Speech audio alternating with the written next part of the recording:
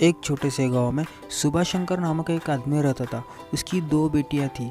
एक बहुत ही ज़्यादा खूबसूरत थी और एक बहुत ही ज़्यादा बदसूरत थी।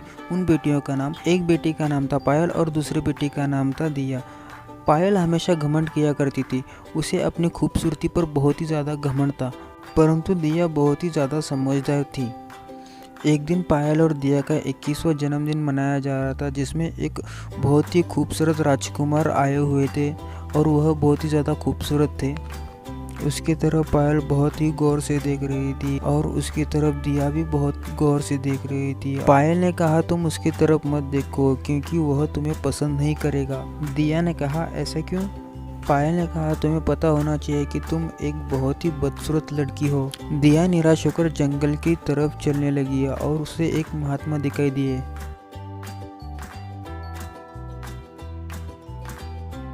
महात्मा ने कहा, बच्ची तुम इस जंगल की तरफ कहाँ जा रही हो?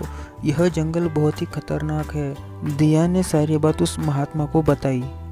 महात्मा ने कहा, ठीक है तुम जा सकती हो, लेकिन अपना कोई भी काम ईमानदारी से करना। दिया जब थोड़ी दूर आगे बढ़ी तो उसे एक खरगोश दिखाई दिया जो एक लाज में कैद था। दिया ने उस लाज को आज़ाद किया और खरगोश खुशी खुशी वहाँ से चला गया। थोड़ी दूर आगे दिया गई, उसे एक गाय दिखाई दिया। उसे एक जाल में फंसी हुई थी। दिया उसे भी आज़ाद किया और वह गाय खुशी खुशी वहाँ से चला गया। दिया थोड़ी दूर गई, उसे एक सूखा हुआ पेड़ दिखाई दिया और उसने सोचा कि अगर यह पेड़ को मैं कुछ दिन पानी देती तो यह पेड़ हरा भरा हो जाएगा। दिया वहाँ पर एक मटका था, उस मटके को उठाकर वह नदी में से पानी लाकर उस पेड़ पर डालने लगी।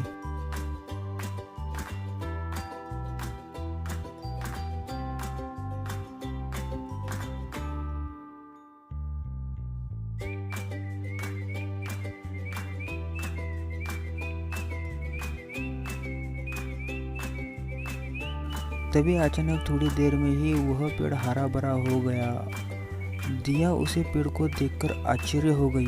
तभी पेड़ बोलता है, तुम बहुत ही दयालु हो और तुम्हें दूसरों का देखभाल करना बहुत अच्छे से आता है।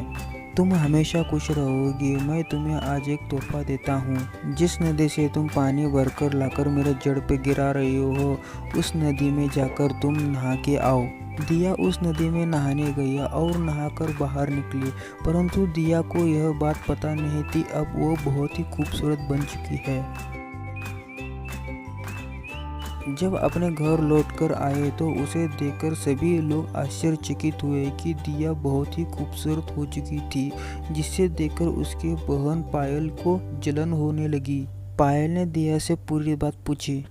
दिया ने पायल को सारी बात बताई। पायल के मन में लालच आ गया और वह जंगल की तरफ निकल पड़ी।